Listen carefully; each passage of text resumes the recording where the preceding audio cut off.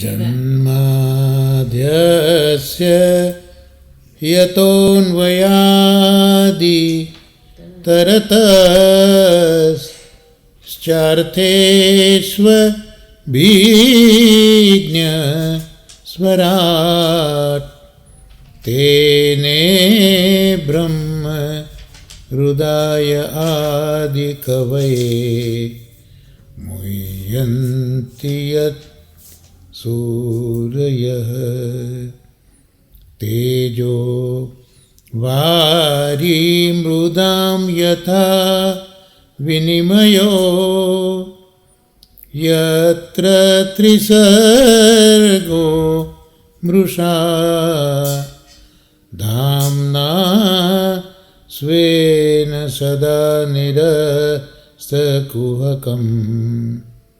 સત્યં પરમ ધીમહિ ધર્મઃ પ્રોષિત કૈતવોત્ર પરમો નિરમત્સરાણાં સતાં વેદ્યં વાસ્તવમત્ર વસ્તુ શ્રીવદં તાપત્રયોન્મૂલનં શ્રીમદ્ભાગવતે મહામુનિકૃતે કિં વા પરૈરીશ્વર સદ્યો હૃદ્યવરુધ્યતે ત્રકૃતિભિः શુશ્રૂષુભિः તત્ક્ષણાत् નિગમ કલ્પતરોર્ગલિतं ફલં સુખ મુખાદમૃતદ્રવ સંયુतं પિબત ભાગવतं રસમાલયં મુરહો રસિકા ભુવિ ભાવુકા. શ્રી આચાર્ય ચરણોના અનુગ્રહથી અને પરમ ભાગવત પૂજ્ય દાદાજી તથા પરમ શ્રદ્ધેય પૂજ્ય નવનીત પ્રિય શાસ્ત્રીજીના આશીર્વાદથી અને પરમ ભગવદીય શ્રી કીર્તનભાઈ શાસ્ત્રીજીની આડીથી આજે આપણે શ્રીમદ ભાગવત પ્રથમ સ્કંધમાં 19મા શ્લોકથી આગળ અવગાહન આ મહાપુરુષોની આડીથી કરીશું. પ્રથમ સ્કંદ 7મો અધ્યાય અને 18મો શ્લોકે છેલ્લા આપણા સત્સંગમાં આપણે જોયો હતો, જ્યાં આપણે જોયું હતું કે પોતાની પાછળ રથમાં બેસીને દોડી આવતા અર્જુનજીને દૂરથી જોઈ કુમારના હત્યારા ઉદ્વિગ્ન ચિત્તવાળા અપરાધી અશ્વત્થામા પોતાના પ્રાણોને બચાવવાની ખાતર શંકર ભગવાનના ભયથી દોડતા સૂર્યની માફક જેટલું દૂર દોડી શકાય એટલું રથમાં બેસીને પૃથ્વી ઉપર દોડવા લાગ્યા. આ છેલ્લે આપણે અહીંયા વિરામ આપેલો હતો કે અશ્વત્થામાએ પાંડવના 5 બાળકોની કરપીણ હત્યા કરી છે. અર્જુને દ્રૌપદીને મધુર અને કંઈક અશક્ય બલગુ વાક્ય આશ્વાસન આપ્યું છે કે હું એને મારા બાણોથી મારીને એના શિરને મારા બાણો ઉપર લટકાવીને લાવીશ, એના ઉપર તું બેસીને સ્નાન કરજે. એટલે અર્જુનજીને લઈને ઠાકોરજી રથમાં નીકળ્યા છે અશ્વત્થામાને પકડવા. એટલે હવે અશ્વત્થામા જુએ છે કે આ તો પાછળ હવે મારા પ્રાણ જ આવી રહ્યા છે, એટલે જેટલું દોડાય એટલું દોડી શકાય એટલું રથમાં બેસીને પૃથ્વી ઉપર એ દોડી શકાય. આ સંબંધ પછી હવે 19મા શ્લોકને આપણે જોવો છે, પણ અહીંયા 19, 20 અને 21 આ 3 શ્લોકોની સંગતિ થશે પાછી. એટલે ક્રમશઃ આપણે 19, 20 અને 21 શ્લોકના આપણા ક્રમ પ્રમાણે સંધિ વિચ્છેદ જોઈશું, દાદાજીએ બતાવેલો અન્વયાર્થ જોઈશું અને પછી અનુવાદ એ 3 શ્લોકનો આપણે સાથે જોવાનો પ્રયત્ન કરીશું. તો હવે પ્રથમ સ્કંદ 7મો અધ્યાય એનો 19મો શ્લોક આપણે બોલીશું. યદા શરણ મહાત્મન મૈક્ષત શ્રાંત વાજિનમ અસ્ત્રમ બ્રહ્મ શિરોમેને આત્મત્રાણમ દ્વિજાત્મજ. સંધિ વિચ્છેદ જોઈએ તો યદા શરણ મહાત્માન મૈક્ષત, આ પ્રથમ શબ્દ છે પ્રથમ પંક્તિમાં. ત્યાં યદા વત્તા અશરણમ વત્તા આત્માનમ વત્તા ઐક્ષત. હવે એનો અન્વયાર્થ આપણે જોઈ લઈએ. બીજી કોઈ સંધિ નથી. એક થઈ શકે દ્વિજાત્મજ, જે છેલ્લો શબ્દ છે બીજી પંક્તિમાં, તો દ્વિજ આત્મજ એવી સંધિ છૂટી પડશે ત્યાં. હવે અન્વય જોઈ લઈએ દાદાજીએ જે આપ્યો તે 19મા શ્લોકનો.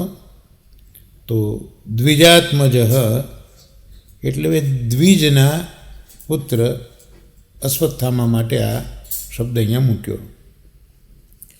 યદા એટલે જ્યારે, આત્માનમ એટલે પોતાને, શ્રાંત વાજિનમ થાકેલ અશ્વવાળા, અશરણમ અસહાય એવા, ઐક્ષત જોયા, ત્યારે બ્રહ્મ શિર અસ્ત્રમ, બ્રહ્મ મસ્તક અસ્ત્રને અર્થાત બ્રહ્માસ્ત્રને, આત્મત્રાણમ પોતાના રક્ષણ રૂપે, મેને એટલે માન્યો.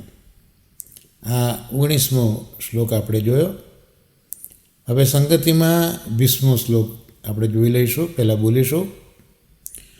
અથોપસ્પૃશ્ય સલીલમ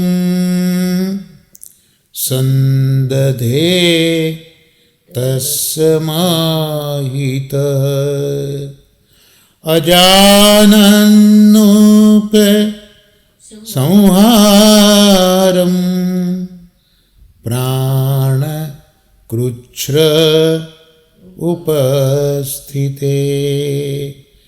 અહીંયા સંધિ વિચ્છેદ જોઈશું. તો 20મા શ્લોકના પ્રથમ પંક્તિમાં જ પ્રથમ શબ્દ અથોપસ્પૃશ્ય, અથ વત્તા ઉપસ્પૃશ્ય. બીજો શબ્દ આવશે તસ સમાહિત, ત્યાં સંધિ છૂટી પડશે તત વત્તા સમાહિત. બીજી પંક્તિમાં અજાન નુપ સંહારમ, ત્યાં સંધિ છૂટી પડશે અજાનન વત્તા ઉપસંહારમ. આ 20મા શ્લોકની સંધિ વિચ્છેદ જોયો. હવે એનો અન્વય જોઈ લઈશું દાદાજીએ જે સમજાવ્યો છે તે પ્રમાણે. તો અથ એટલે ત્યારબાદ, પ્રાણ કૃચ્છ્ર એટલે પ્રાણ સંકટ, ઉપસ્થિતે એટલે પ્રાપ્ત થતા, ઉપસંહારમ ઉપસંહારને, અજાનન ન જાણનારા અશ્વત્થામાએ સલીલમ જળને, ઉપસ્પૃશ્ય સ્પર્શીને સમાહિત સ્વસ્થચિત્તે તત તે બ્રહ્માસ્ત્રને સંદધે સાધ્યું. આ 20મો શ્લોક. હવે એની સંગતિમાં 21મો શ્લોક જોઈ લઈએ.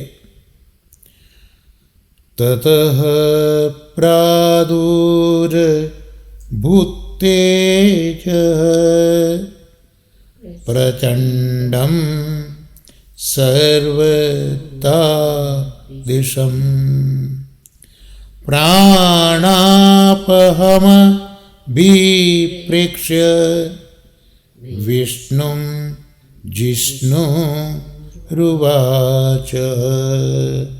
સંધિ વિચ્છેદ જોઈએ તો પ્રથમ પંક્તિમાં પ્રાદુર્ભૂતેજ, ત્યાં પ્રાદુઃ ભૂત વત્તા તેજ.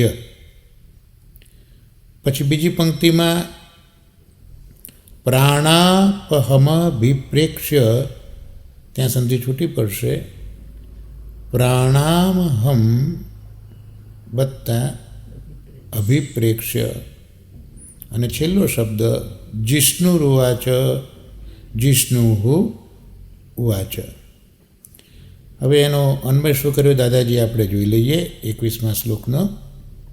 તો તતઃ એટલે ત્યાર પછી, સર્વતો દિશમ સર્વ દિશાઓમાં, પ્રાદુર્ભૂત પ્રગટ થયેલા, પ્રચંડમ ભયંકર, પ્રાણાપહમ પ્રાણોને હરનારા, તેજ તેજને, અભિપ્રેક્ષ્ય જોઈને, જિષ્ણુ અર્જુન માટે શબ્દ છે, જે જય વાંછું છે, જેને જય ઈચ્છ્યો છે એને જિષ્ણુ કહેવાય. અહીંયા અર્જુન માટે શબ્દ છે.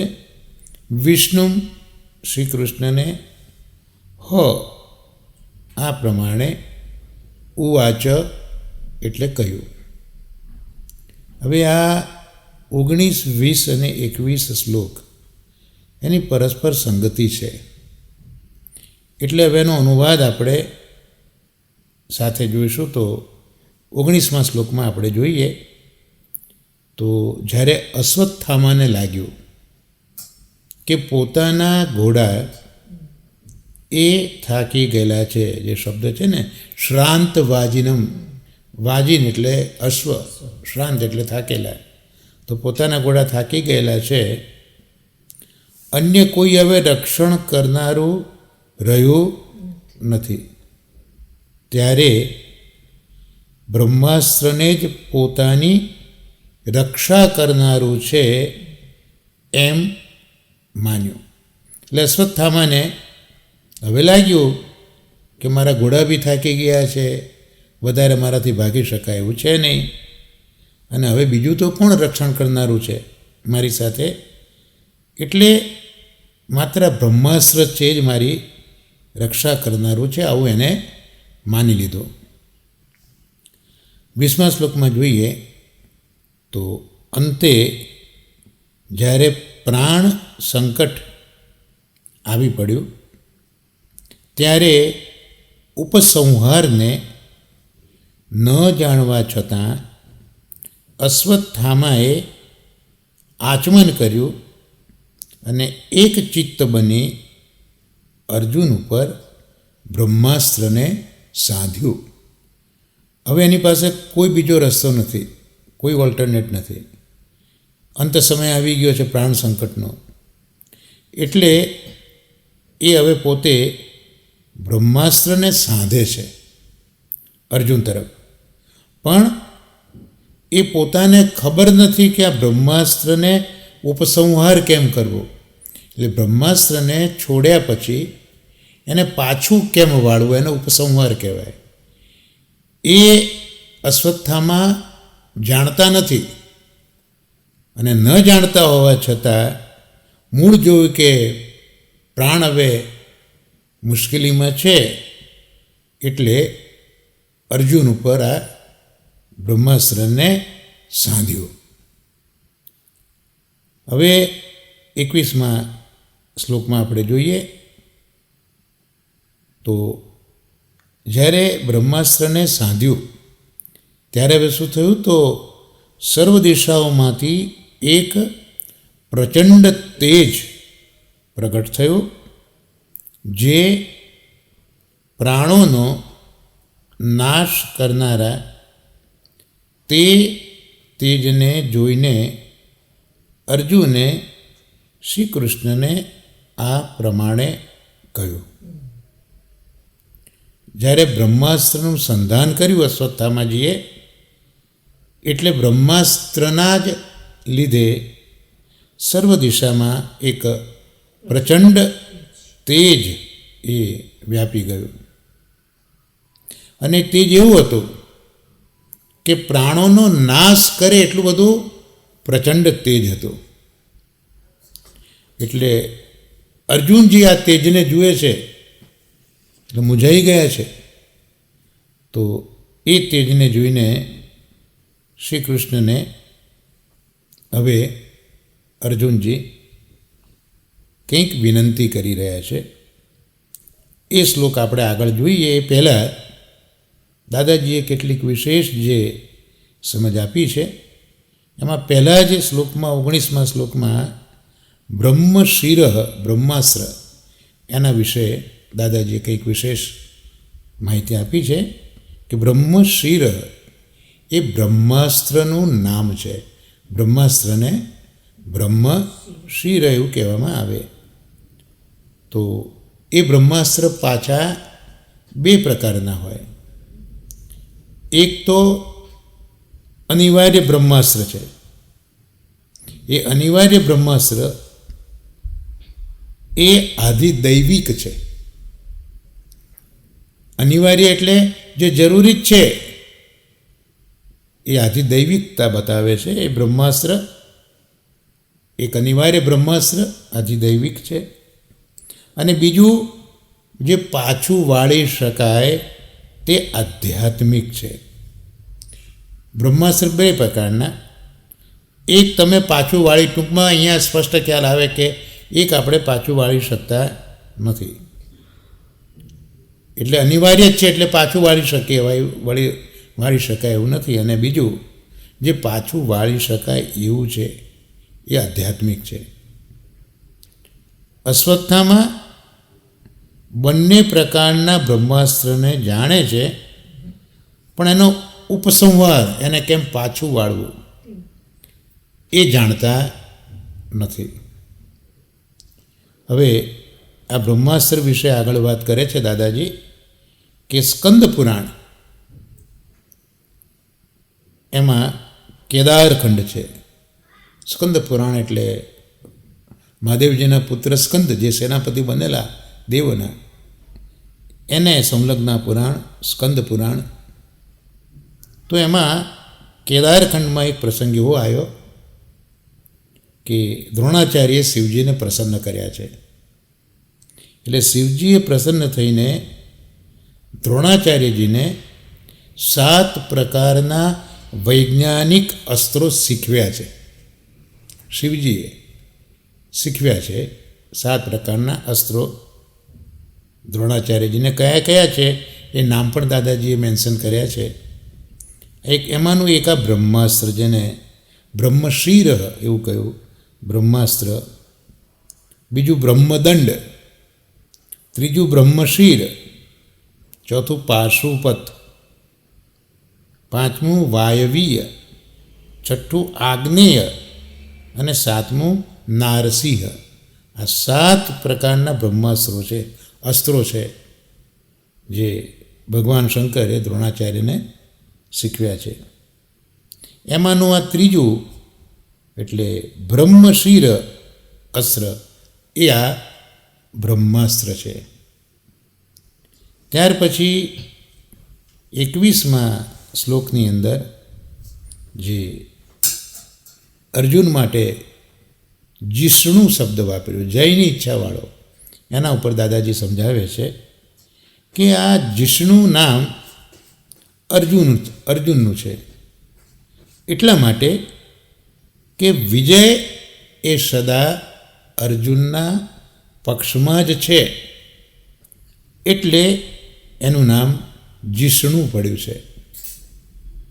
અને અહીંયા પાછો છેલ્લે જે અક્ષર બતાવ્યો હ, જિષ્ણુ રૂવાચ હ, જિષ્ણુ વિશે કહ્યા પછી હવે જે છેલ્લો અક્ષર હ છે એ અવયવ કહેવાય, જેનો વ્યય નથી, એ અવયવ કહેવાય.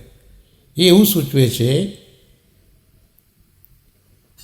કે બ્રહ્માસ્ત્રના તેજથી મૂર્છા આવી જાય, પણ અર્જુન તો સ્તુતિ કરે છે. એટલે અહીંયા આ અવ્યય એક પ્રકારનું આશ્ચર્ય પણ બતાવે છે.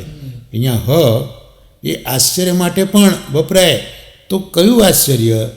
તો બ્રહ્માસ્ત્રનું આટલું બધું પ્રચંડ તેજ, જેમાં પ્રાણ પણ નીકળી જતા હોય, એવા તેજને જોતાં જ અર્જુનને મૂર્છા આવી જોઈએ, પણ અર્જુન તો હવે ઠાકોરજીની સ્તુતિ કરે છે. આ જે આશ્ચર્ય છે એ માટે અહીંયા હ અક્ષર મૂક્યો છે, એવું દાદાજી સમજાવે છે.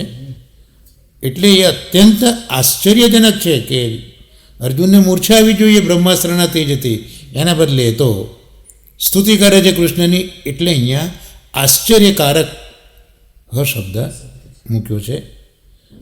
અને બીજું હ એટલા માટે કે શ્રી કૃષ્ણની કૃપાનો આ પુરાવો છે.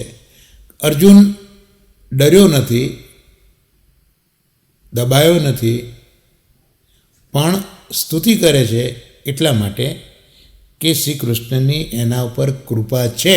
માટે પેલું બ્રહ્માસ્ત્રનું પ્રચંડ તેજ જોઈને અર્જુન વિચલિત થતો નથી, પણ ઠાકોરજીની સ્તુતિ કરે છે, જે બતાવે છે કે શ્રી કૃષ્ણની અર્જુન ઉપર કૃપા છે. એનો આ પુરાવો છે, પ્રમાણ છે. હવે જિષ્ણુ વિષ્ણુને મળી શકે, એટલે જેને જીતની ઈચ્છા છે એવો અર્જુન, તો એ અર્જુન વિષ્ણુને મળી શકે છે. કેવલ જગતને જીતે તે નહીં. એટલે અહીંયા જિષ્ણુ એટલે સદાય જીતનારો કયો? તો અહીંયા યુદ્ધને જીત્યું એ રેફરન્સમાં હવે અહીંયા દાદાજી વાત નથી કરતા. એટલે કેવળ જગતને જીતે તે જિષ્ણુ નહીં, પણ ઇન્દ્રિયોને જીતે તે જ ખરા અર્થમાં જિષ્ણુ છે, જેને પોતાની ઇન્દ્રિયો ઉપર વિજય મેળવ્યો છે, માટે એ અર્જુન છે. એટલે શ્રીમદ ભગવદ્ ગીતામાં પણ ઠાકોરજી અર્જુનને ઇન્દ્રિયો પર વિજય, દાખલા તરીકે ગુડાકેશ, તો એને જેના પર ઊંઘ નિદ્રા પણ અસર નથી કરી શકતી. તો જે એટલે જિષ્ણુ એટલે જગતને જીતનારો એ અર્થમાં અર્જુનને અહીંયા નથી બતાવવા માગતા, પણ જે પોતાની ઇન્દ્રિયોને જીત્યો છે, માટે અહીંયા અર્જુન માટે જિષ્ણુ શબ્દ વાપર્યો છે. તો આ રીતે આપણે આ પ્રથમ સ્કંદના 7મા અધ્યાયમાં 19, 20 અને 21 3 શ્લોકોને જોવાનો પ્રયત્ન કર્યો. હવે 22મા શ્લોકથી અર્જુનજી જે સ્તુતિ કરી રહ્યા છે એ સ્તુતિનો ક્રમ હવે આપણા આગલા પ્રસંગમાં આવશે. તો એ સ્તુતિ 22મા શ્લોકથી શરૂ થશે. એટલે પ્રથમ સ્કંદના 7મા અધ્યાયમાં 22મો શ્લોક આપણે જોઈએ. કૃષ્ણ કૃષ્ણ મહાબાહો ભક્તાનામ ભયંકર ત્વમેકો દહ્યમાનાના મપ વર્ગોસી સંશ્રુતે. જોઈએ પહેલાં આપણે સંધિ વિચ્છેદ જોઈશું. અહીંયા જે 4 શ્લોકોની સંગતિ છે, એટલે ક્રમ પ્રમાણે સંધિ વિચ્છેદ અને અન્વયાર્થ જોઈ લઈશું, પણ એનો અનુવાદ આપણે સાથે જોઈશું. તો સંધિ વિચ્છેદ 22મા શ્લોકનો એમાં પ્રથમ પંક્તિમાં છેલ્લો શબ્દ ભક્તાના મભયંકર, એટલે ભક્તા નામ ભયંકર એ સંધિ છૂટી પડશે. બીજી પંક્તિમાં ત્વમેકો, ત્યાં સંધિ છૂટી પડશે ત્વમ વત્તા એકહ. પછી શબ્દ છે દહ્ય માનાના મપવર્ગોસી, ત્યાં સંધિ છૂટી પડશે દહ્ય માનાનામ વત્તા અપવર્ગ વત્તા અસી. તો આ 22 શ્લોકનો સંધિ વિચ્છેદ જોયો. હવે એનો અન્વય દાદાજીએ જે બતાવ્યો છે તે આપણે જોઈએ. તો કૃષ્ણ કૃષ્ણ, હે કૃષ્ણ, હે કૃષ્ણ, મહાબાહો, હે મહાભુજ, ભક્તાનામ, ભક્તોને અભયમ કર, અભય બનાવનાર, ત્વમ એકહ, આપ એક, સંસ્રુતે, સંસારથી, દૈયમાના નામ, બળી ગયેલાઓને, બળી રહેલાઓને, અપવર્ગ, મોક્ષરૂપ, અસી એટલે 6. આ 22મા શ્લોકનો આપણે સંધિ વિચ્છેદ અને અન્વય જોયો. હવે 23મો શ્લોક આપણે જોઈશું. તો ત્વમાદ્યઃ પુરુષઃ સાક્ષાદીશ્વરઃ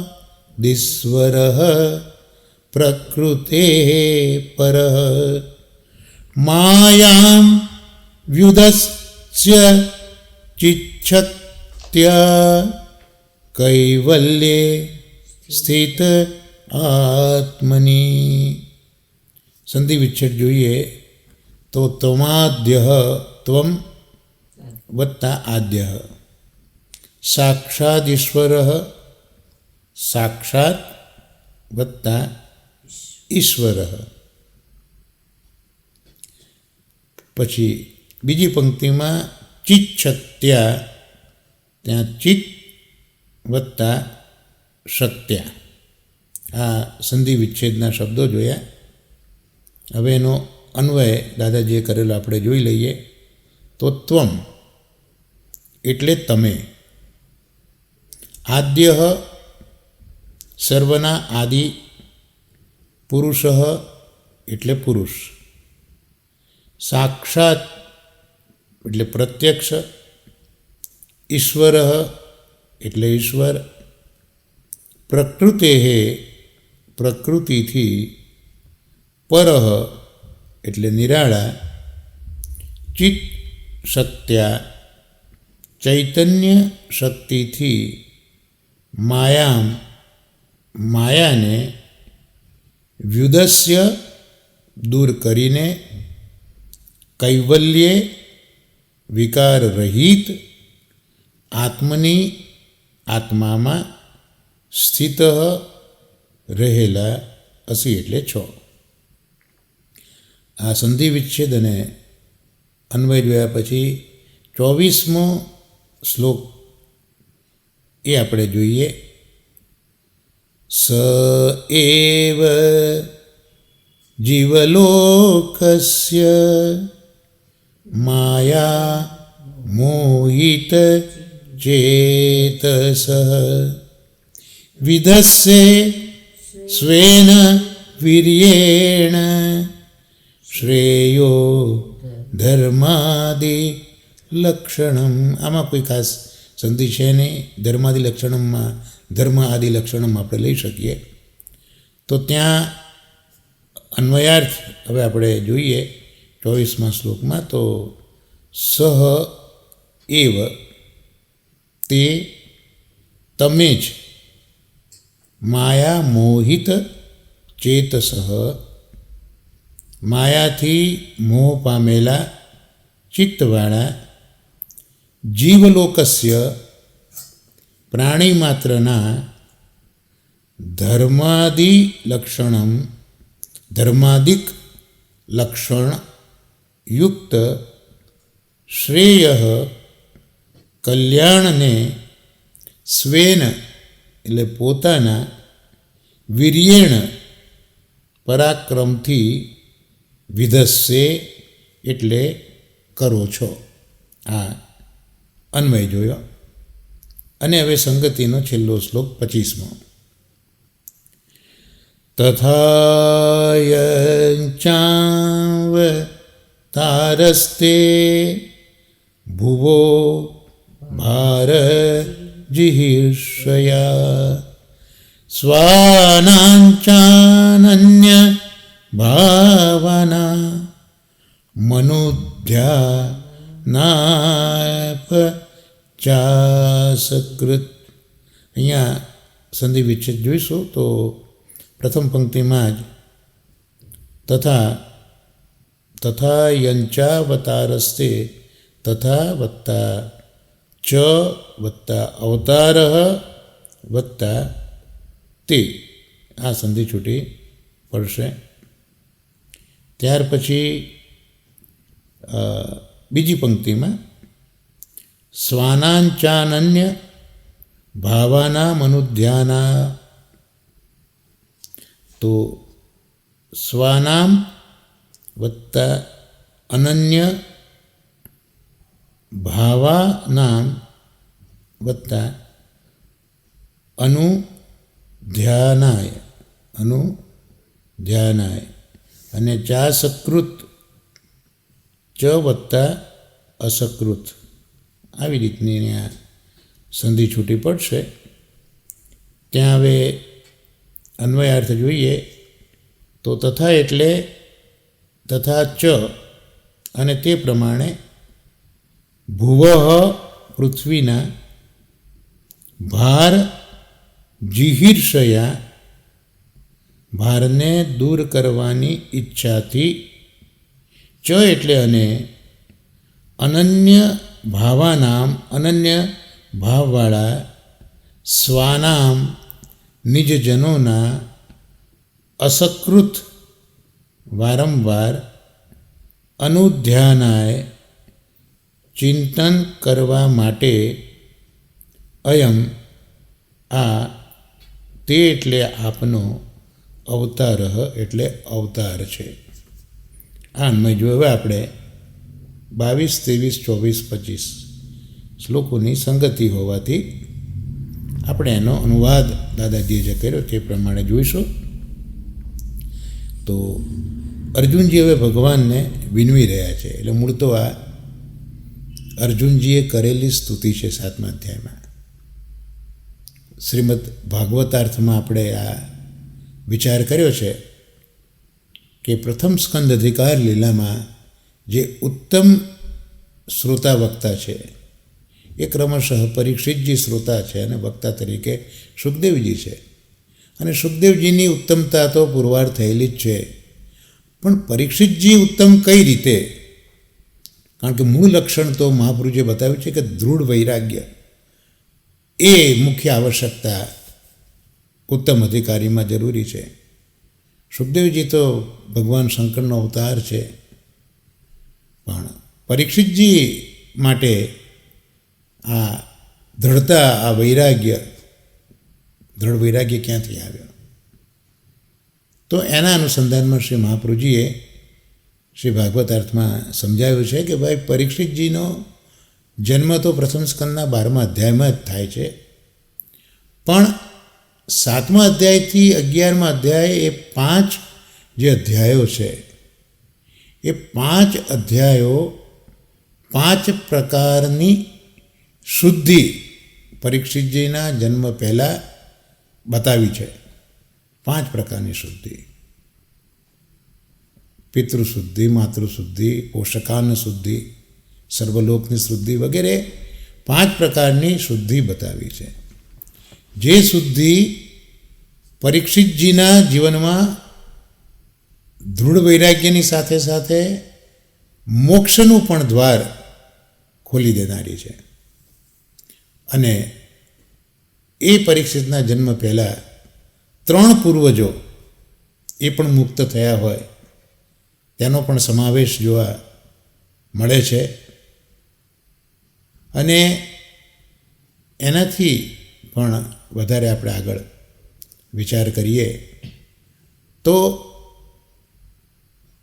અર્જુનજીએ સ્તુતિ કરી એ પિતાએ કરેલી સ્તુતિ છે. ઉત્તરાએ અને મા કુંતીએ પણ સ્તુતિ કરી છે, અને ભીષ્મ દાદાએ પણ સ્તુતિ કરી છે. તો અર્જુન અને ઉત્તરાએ જે સ્તુતિ કરી છે તે દુઃખ સમયની સ્તુતિ છે.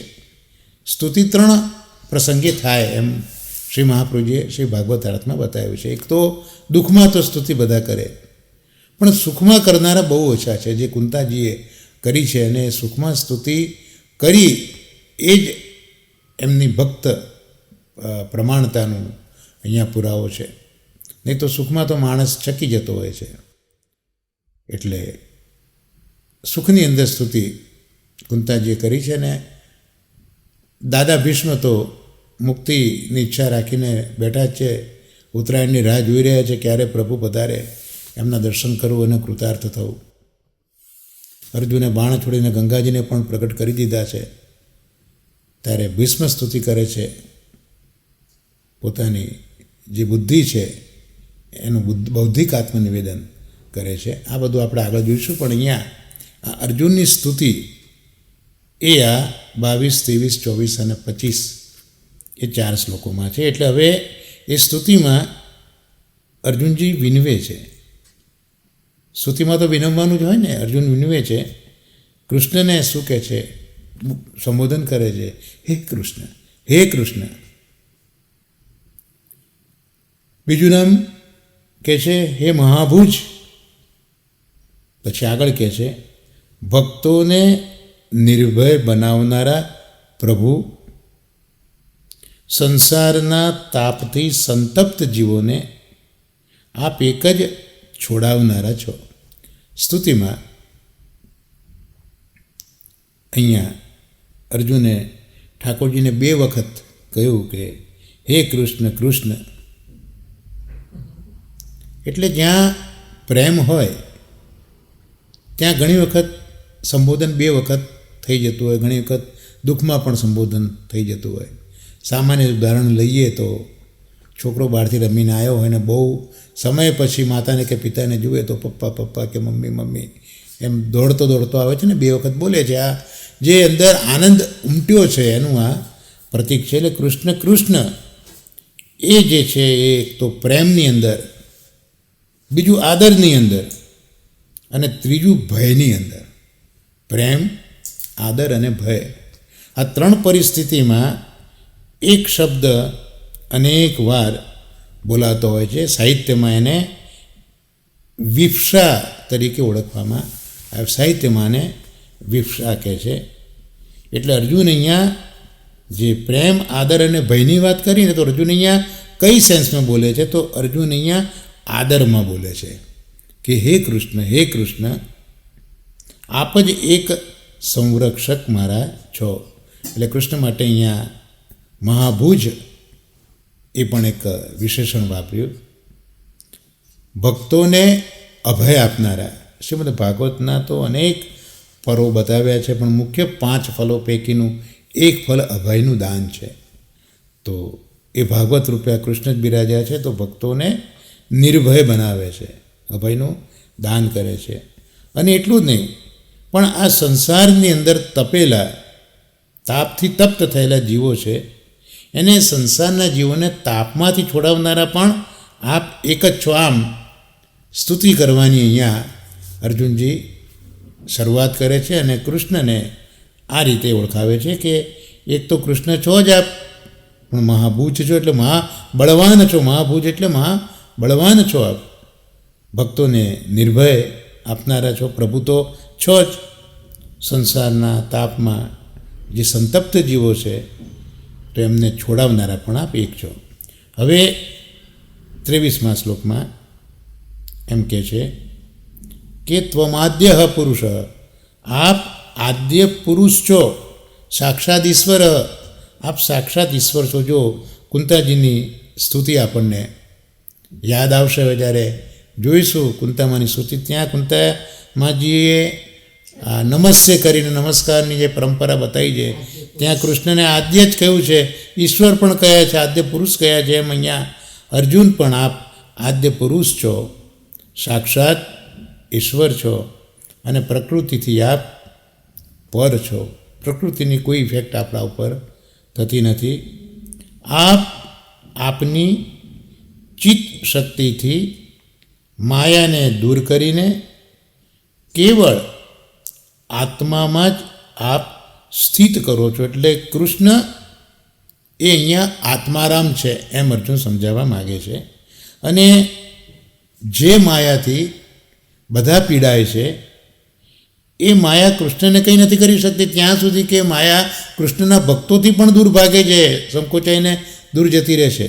તો અહીંયા તો સાક્ષાત એ માયા શક્તિના સ્વામી કૃષ્ણ છે. એટલે આપ આપની ચૈતન્ય શક્તિથી, ચિત્ત શક્તિથી માયાને દૂર રાખો છો અને કેવળ આપના આત્મામાં જ આપ સ્થિતિ કરો છો. એટલે અહીંયા કૃષ્ણ આત્મારામ છે એવું અહીંયા બતાવ્યું. અને આદ્ય પુરુષ તો છે જ, સાક્ષાત ઈશ્વર છે, પ્રકૃતિથી પર છે, માયા એના પર કોઈ પ્રભાવ કરી શકતી નથી. આત્મારામ કૃષ્ણ છે. હવે આગળના શ્લોકમાં 24મા શ્લોકમાં કહે છે કે એ જ આપ માયાથી મોહ પામેલા અંતઃકરણવાળા આ જીવલોકના ધર્માધિક લક્ષણવાળા શ્રેય અને સ્વપરાક્રમ વડે સિદ્ધ કરી આપો છો. એટલે સ્તુતિમાં હવે શું કહે છે કે જે માયા આપના ઉપર કશો પ્રભાવ નથી કરી શકતી, આપ પોતે જ માયાના સ્વામી છો, પણ એ માયા જગતના લોકોને તો મોહ કરાવે જ છે. તો એ જે જગતમાં માયાથી મોહ પામેલા લોકો, એમનું અંતઃકરણ એ માયાથી મોહિત થયું છે. એટલે અંતઃકરણમાં માયાએ પ્રગટ કરેલા, ઉત્પન્ન કરેલા 6 દોષો બિરાજે છે.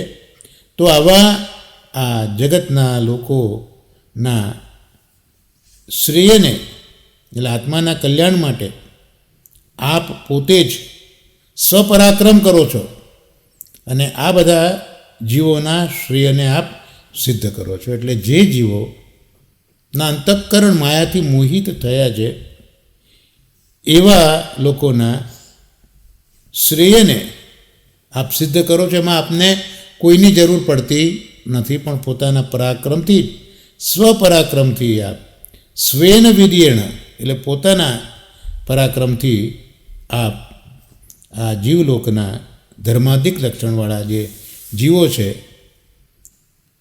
એના આત્માને આપ પવિત્ર કરો છો પોતાના પરાક્રમ વડે. ત્યાર પછી 25મા શ્લોકમાં આપ કહે છે, તેમજ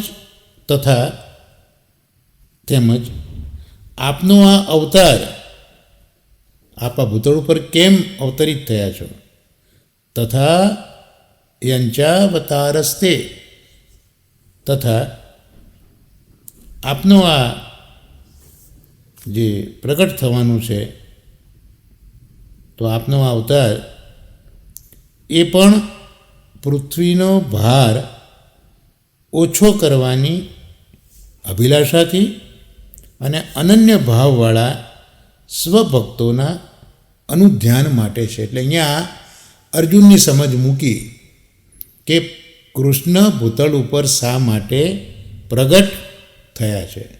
તો અર્જુન પોતાની સમજ રજૂ કરે છે કે એક તો આપનો અવતાર પૃથ્વીનો ભાર ઓછો કરવાની અભિલાષાથી છે, અને બીજું જે આપના અનન્ય ભાવવાળા સ્વકીયો છે એ તમારું ધ્યાન કરી શકે, અનુધ્યાન કરી શકે, એના માટે આપનો આ ભૂતલ ઉપર અવતાર થયો છે. આમ 4 શ્લોકમાં અર્જુનજીએ સ્તુતિ કરી છે.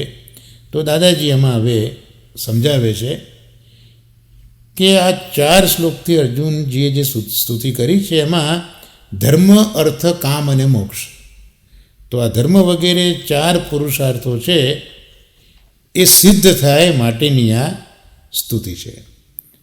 એટલે એમાં શરૂઆતમાં આપણે કૃષ્ણ કૃષ્ણ શબ્દનું અનુસંધાન કર્યું કે જે આદરથી બોલે છે ને એટલા માટે કે આપ સંરક્ષક છે. પછી સંસ્કૃતે હે શબ્દ જે અહીંયા છે 22મા શ્લોકમાં, ત્યાં કહે છે કે હે કૃષ્ણ, આપ મને સંસારમાંથી બચાવો, નહીં કે બ્રહ્માસ્ત્રમાંથી. અર્જુન અહીંયા સ્તુતિ બ્રહ્માસ્ત્રથી બચવા માટે નથી કરતા, પણ સંસારમાંથી બચાવવાની આ સ્તુતિ છે. કારણ કે ભક્ત હોય એ દુઃખમાંથી મુક્તિ માગતો નથી, પણ એ દુઃખના નિમિત્તોને જીવનમાંથી ત્યાગતો હોય છે. ભક્ત કોઈ દિવસ દુઃખ, કારણ કે દુઃખમાં તો હરિનું સંસ્મરણ વધારે થતું હોય. એટલે કુંતાજીની સ્તુતિ જોઈશું, ત્યાં તો વિપદ સંતુ, અનેક મુસીબતો આવે એવું માગ્યું છે. એટલે જે ભક્તોનો સ્વભાવ એવો છે કે એ લોકો દુઃખમાંથી મુક્તિ નથી માગતા, પણ એ દુઃખ જે નિમિત્તના લીધે જીવનમાં આવે છે એનો ત્યાગ, એ કારણોનો ત્યાગ ભક્તો ઈચ્છે છે, માટે એ ભગવાનની સ્તુતિ કરતા હોય છે. હવે દુઃખના નિમિત્તો કયા કયા, જેમ અહીંયા કહ્યું દાદાજીએ કે દુઃખના નિમિત્તોને દૂર કરવા અર્જુન સ્તુતિ કરે છે. તો દુઃખના નિમિત્ત કયા કયા છે? કોણ દુઃખ લાવી શકે ભક્તોના જીવનમાં? તો એક તો દુર્વચન, બીજું દુર્વ્યસન, ત્રીજું દ્યુત, ચોથું દુસ્સંગ, પાંચમું દુરાચાર, છઠ્ઠો દુરાગ્રહ, સાતમો દુષ્ટ સ્વભાવ. તો આ 7 જે વસ્તુઓ છે એ જીવનમાં દુઃખના નિમિત્ત બને છે. અને આપણે જો જોઈએ, મહાભારત બી જોઈએ કે આપણા જીવનમાં પણ જોઈએ તો જે દુઃખના નિમિત્તો છે આમાંથી કોઈકનું કોઈક એ આ જ નિમિત્ત બનતું હોય એવું આપણને લાગે છે. હવે દુઃખ એ કેમ આવે? તો દુઃખ એ તો કર્મરૂપી વૃક્ષનું ફળ છે. તમે જેવા કર્મ કરો, સારા કર્મ કરો તો સારું ફળ મળે, ખરાબ કર્મ કરો તો ખરાબ કર્મ મળે. તો દુઃખ છે એ પેલા કર્મરૂપી વૃક્ષનું એક ફળ છે, અને પાપ એ વૃક્ષનું મૂળ છે. એટલે કર્મરૂપી વૃક્ષ, એના મૂળની અંદર પાપ છે અને એનું ફળ દુઃખ છે. તો આ એક સુંદર સમન્વય દાદાજીએ કર્યો કે પાપ કરો તો એ પાપ કરવાથી જે કર્મરૂપી વૃક્ષ બન્યું એનું ફળ તમારે દુઃખ ભોગવવું જ પડશે. અને મૂળ છેદે વૃક્ષ છેદાય. એટલે મૂળમાં જે પાપ છે એને જ છેદો તો પાપરૂપી વૃક્ષ છેદાય. એકલા વૃક્ષને તમે છેદો કે ભાઈ ઉપર પેલું ફળ લટકી રહ્યું છે દુઃખનું, તો એમનો એ દૂર થાય, પણ મૂળમાંથી વૃક્ષને દૂર કરવું પડે. એટલે જે પાપ મૂળ છે એ આપણે દૂર કરીએ એટલે આખા વૃક્ષને, કર્મના વૃક્ષને મૂળ છેદથી દૂર કરવું પડે. અને દુઃખ વેઠવાથી દૂર થાય. દુઃખ તો વેઠવા જ પડે, ભલભલાએ વેઠ્યા છે, તો દુઃખ વેઠવાથી જ દૂર થાય. દુઃખ સહેવું, ન કહેવું, દુઃખને હંમેશા સહન કરી લેવું. સહન બરાબર રહન નહીં, હે મન તું કર લે સહન, સહન સબન કા સાર હૈ, એ સૂરદાસ કી કહન. અને આચાર્ય ચરણો પણ કહે છે કે ત્રિદુઃખ સહનમ ધૈર્યમ. તો દુઃખ એ હંમેશા સહેવું જોઈએ, કોઈને કહેવું ના જોઈએ. દુઃખમાં પ્રસન્ન રહેવું અને પ્રભુ નામ પણ લેવું, એ જ દુઃખના પ્રતિકારો છે. એટલે દુઃખ બીજી કોઈ રીતે દૂર થઈ શકતું નથી, પણ દુઃખ એ સહેવું જ પડે, કોઈને કહેવાનું પણ નહીં, પણ દુઃખની અંદર પણ પ્રસન્ન રહીને પ્રભુનું નામ લેવું. આનાથી જ આપણે દુઃખનો પ્રતિકાર કરી શકીએ છીએ. હવે જે 23મા શ્લોકની અંદર ઠાકોરજીને કૃષ્ણને આદ્ય પુરુષ કયા છે, આદ્ય કયા છે, પુરુષ કયા છે, ઈશ્વર કયા છે, પ્રકૃતિથી પર કયા છે, કૈવલ્ય સ્થિત એવા 5 પદોથી નવાજ્યા છે. એ 5 પદો કેમ? તો જીવની અંદર રહેલા કર્મ, કાલ, સ્વભાવ, પાપ અને દેશ, આ 5થી થનારા 5 દોષોના નિવારણનું સામર્થ્ય આ 5 વિશેષણો શ્રી કૃષ્ણ, આદ્ય, પુરુષ, ઈશ્વર, પ્રકૃતિથી પર અને કૈવલ્યમાં સ્થિતિ. તો આ 5 પ્રકારના દોષો જે કનેક્ટેડ છે કર્મ, કાલ, સ્વભાવ, પાપ અને દોષથી, તો એના નિવારણ માટે આ 5 શબ્દો કૃષ્ણ માટે અહીંયા વાપર્યા છે. આદ્ય, પુરુષ, ઈશ્વર, પ્રકૃતિથી પર અને કૈવલ્યમાં જેની સ્થિતિ છે. તો આ સાથે આપણો જે શ્રીમદ ભાગવતનો આપણો સત્સંગ છે એને અહીંયા આપણે વિરામ આપીશું. આગલા શ્રીમદ ભાગવતના સત્સંગમાં જેમ શ્રી મહાપ્રભુજી પ્રેરણા કરશે અને આ મહાનુભાવો જેમ આપણને સમજાવશે, દાદાજી, શાસ્ત્રીજી, એ પ્રમાણે આગળ જોઈશું. એટલે બીજા ક્રમની અંદર હવે આપણે પુરુષોત્તમ સહસ્ર નામ સ્તોત્ર એનું અવગાહન આપણે કરી રહ્યા છે. તો પુરુષોત્તમ સહસ્રમાં 3જો સ્કંદ એ સંપન્ન થયો હતો. ત્રીજા સ્કંદનો 45મો શ્લોક, ત્રીજા સ્કંદનો 45મા શ્લોકનું અવગાહન આપણે કર્યું હતું. 192 નામ સુધી આપણે પંચમલાલજીએ જે સમજાવ્યું તે સમજવાનો પ્રયત્ન કર્યો હતો. હવે આજે ત્રીજા સ્કંદની જે કથા છે ભગવાન કપિલની, એમાં 46મો શ્લોક શ્રી મહાપ્રભુજી એ કથામાં આ પ્રમાણે રજૂ કરે છે. સર્વમાર્ગ નિરાકર્તા ભક્તિ માર્ગૈક પોષક સિદ્ધિ હેતુ સર્વહેતુ સર્વાશ્ચર્યૈક કારણમ. 193 નામ જોઈએ આપણે. તો સર્વ માર્ગ નિરાકર્તા, સર્વ માર્ગોનું નિરાકરણ કરનારા. કેટલું બધું આશ્ચર્ય છે, કારણ કે માર્ગો તો ઘણા છે, રસ્તે અલગ અલગ સે હૈ જાના તો એક હૈ. માર્ગો તો ઘણા છે અને વાદો પણ કેવલ દ્વૈત, દ્વૈતાદ્વૈત, શુદ્ધ અદ્વૈત.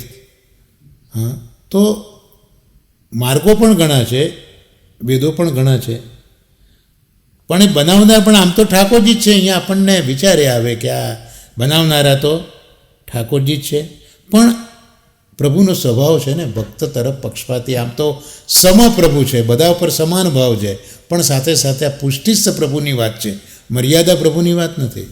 પુષ્ટિસ્થ પ્રભુની આ વિશેષતા મહાપ્રભુજી સમજાવે છે કે હંમેશા એ પોતાના ભક્તો માટે પક્ષપાતી જ રહેતા હોય છે.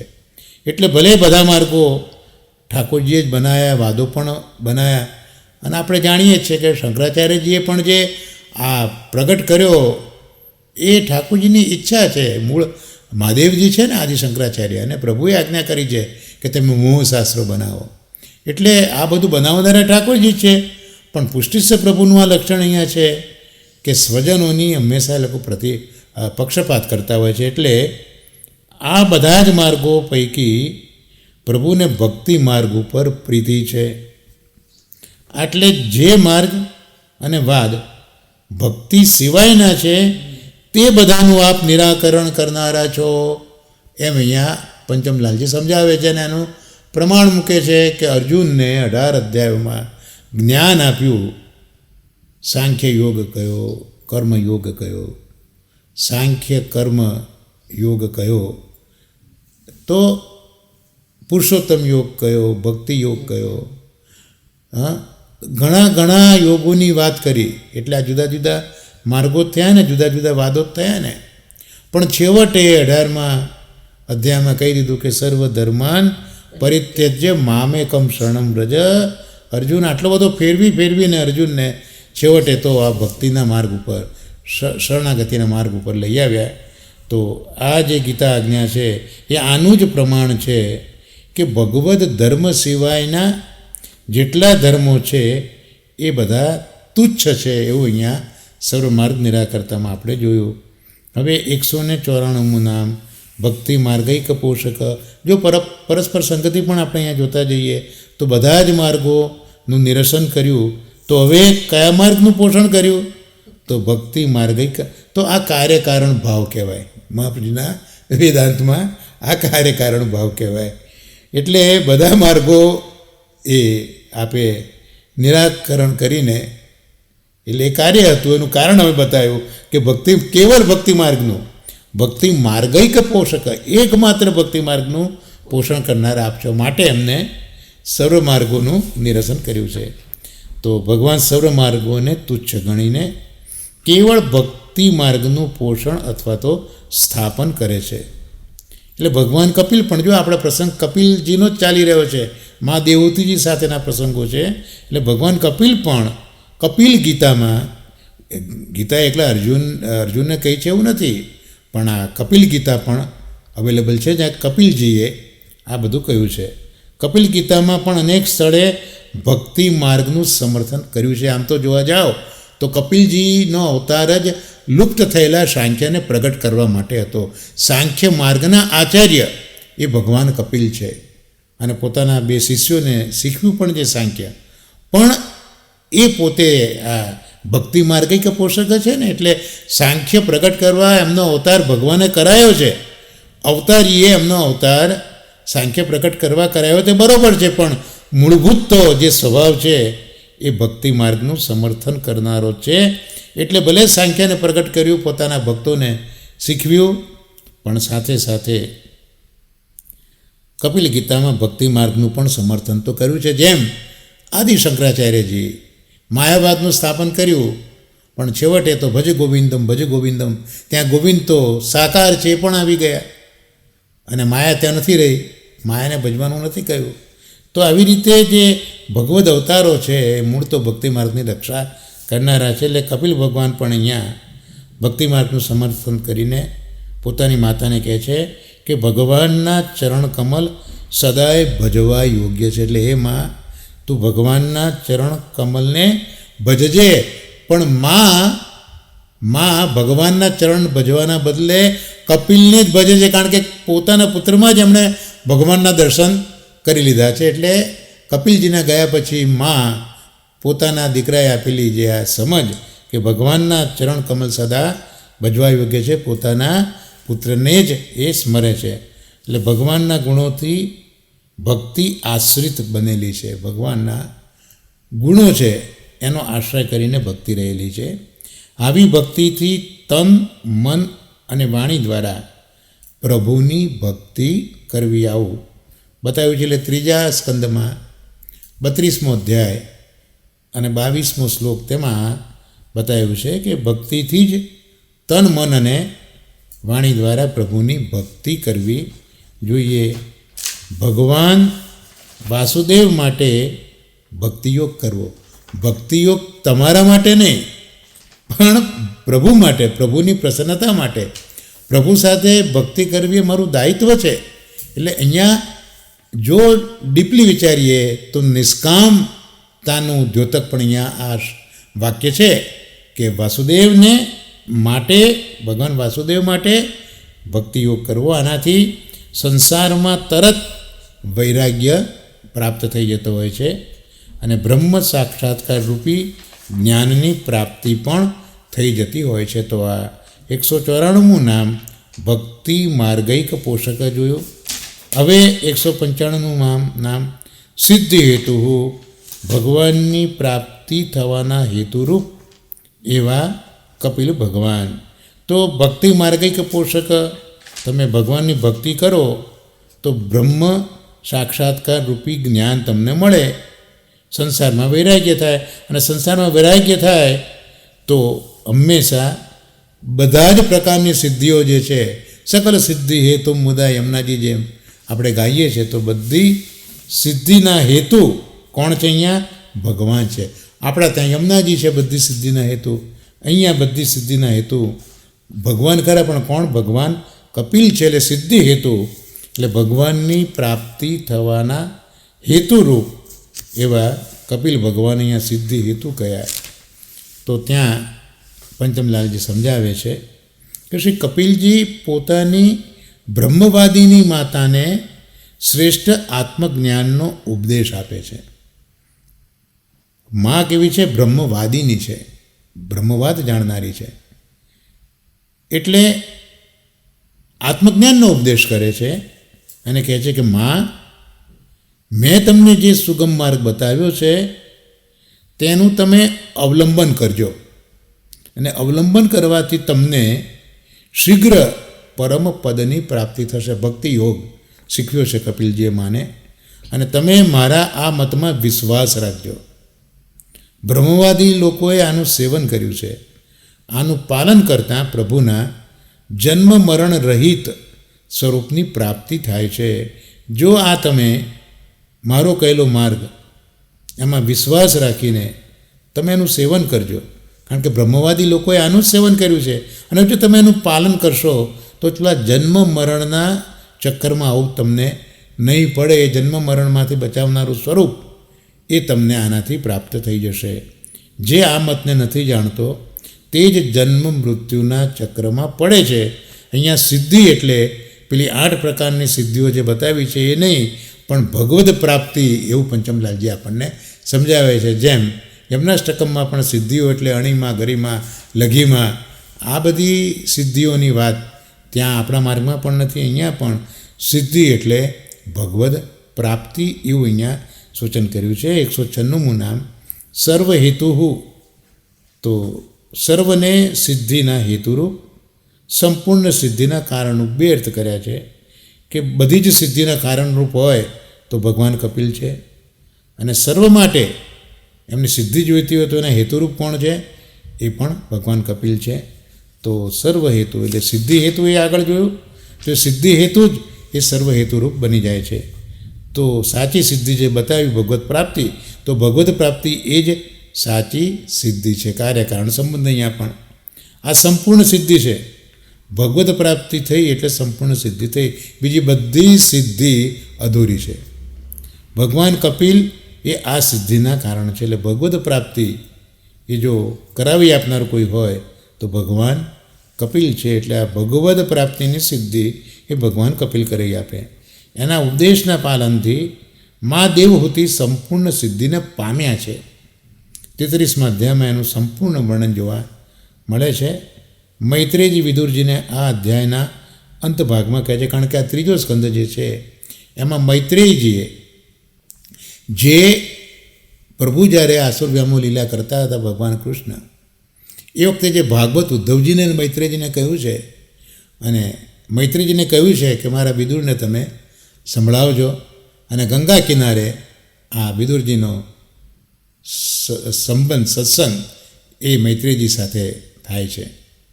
અને મૈત્રેયજી હવે વિદુરજીને આ 3જા સ્કંદના અંત ભાગમાં કહે છે કે દેવહૂતિજીએ કપિલ દેવજીએ બતાવેલા માર્ગ દ્વારા થોડા જ સમયમાં ભગવાનને પ્રાપ્ત કરી લીધા. એટલે હવે આશ્ચર્ય થાય ને કે એટલી વારમાં પ્રાપ્ત કરી લીધા. એટલે હવે 197મું નામ આ 46મા શ્લોકનું છેલ્લું નામ મૂકી દીધું, સર્વાશ્ચૈર્યક કારણમ. તો સર્વ આશ્ચર્યના કારણ હેતુરૂપ એ ભગવાન કપિલ છે. ભગવાન આશ્ચર્ય સ્વરૂપ છે. પેલા અક્રૂરજીને પણ પૂછ્યું હતું ને, ભાઈ ત્યાં કંઈ અદ્ભુત કે આશ્ચર્ય જોયું બ્રહ્મરુદ્રમાં? કારણ કે ઠાકોરજી જે રથમાં બિરાજેલા હતા એ જ પાછા જલમાં બિરાજતા હતા, અને 12 પ્રકારની એમની શક્તિઓ એમની સેવા કરતી હતી. એટલે ભગવાન પૂછે છે, ભાઈ ત્યાં કંઈ આશ્ચર્ય જોયું, કંઈ અદ્ભુત કંઈક જોયું? તો આ ભગવાન એ જ આશ્ચર્ય સ્વરૂપ છે. એટલે તાનસેનજીએ ગાયો કે તેરી ગતિ અગાધ નિરંજન નિરાકાર નારાયણ. ભગવાને જ આ સૃષ્ટિ રચી છે. એટલે આ સૃષ્ટિ એ આશ્ચર્યમય છે. વિશ્વ આશ્ચર્યકારક ઘટનાઓથી ભરપૂર છે, અદ્ભુત છે. દેવહૂતિજીને પ્રથમ કરદમ મુનિ દ્વારા આશ્ચર્યજનક વસ્તુ આપી, કારણ કે કરદમજીએ બહુ સુંદર વિમાન બનાવી આપ્યું હતું, અને કેટલી બધી દાસીઓ હતી ને કેટલા બધા ભોગો ભોગવ્યા છે. તો આ બધું આશ્ચર્યજનક જ છે. એટલે દેવહૂતિજીને પ્રથમ કરદમ મુનિ દ્વારા આશ્ચર્યજનક વસ્તુઓ ભગવાને આપી છે. લૌકિક વિલાસો સંપાદન કરાયા આ રીતે, અને પછી કપિલજી રૂપે એમને ત્યાં પ્રગટ થઈ અને બ્રહ્મ જ્ઞાન આપ્યું, ભક્તિ સ્થિર કરાવી, અને પૂર્વની વસ્તુઓમાં પાછો વૈરાગ્ય કરે. આ જ આશ્ચર્ય કહેવાય કે તમને ભોગ ભોગવવા આપ્યા અને પાછો એમાં વૈરાગ્ય કરાવ્યો. આમ સર્વને અદ્ભુત તથા આશ્ચર્યજનક લાગે એવા કર્મ એ પુરુષોત્તમ કરે છે. તો આ સાથે પુરુષોત્તમ સહસ્ત્ર નામની અંદર જે 46મો શ્લોક છે એ અહીંયા સંપન્ન થયો 197માં નામના અવગાન સાથે. એટલે આવતા સત્સંગમાં આપણે શ્રી મહાપ્રભુજી જે પ્રમાણે પ્રેરણા કરશે અને પંચમલાલજી જેમ સમજાવશે એ પ્રમાણે આગળ જોવાનો આપણે પ્રયત્ન કરતા રહીશું. તો અંતમાં આપણા ક્રમ પ્રમાણે આપણે સાથે મળીને આશ્રયનું પદગાન કરીશું. આજનો આ જે સત્સંગ છે એ નિશ્ચિતપણે આપણે કૃષ્ણ કૃષ્ણ મહાબાહો જે 5 પ્રકારના વિશેષણો વાપર્યા છે, આદિ, ઈશ્વર, એ પ્રકૃતિથી પર એ અને જે મુક્તિમાં જ સ્થિત કરી કૈવલ્યમાં સ્થિત કરીને રહેલા છે એવા આપણા 5 પ્રકારના દોષોનું નિવારણ કરનારા કૃષ્ણના ચરણ કમલમાં અર્જુનજીની સ્તુતિ માધ્યમથી આપણે ગાન કરીશું આશ્રયપદનું. દ્રઢઈને ચરણન કેરો ભરોસો, દ્રઢઈને ચરણન કેરો, શ્રી વલ્લભ નખ ચંદ્ર છટાબિન સબ જુગમાજ અંધેરો ભરોસો, દૃઢઈન ચરણન કેરો, સાધન और नहीं आ कली में जासूं होत निवेरो, सूर कहा कहे दुविधा दड़ो, बिना मूल को चेरो भरोसो, दृढ़इन चरणन केरो.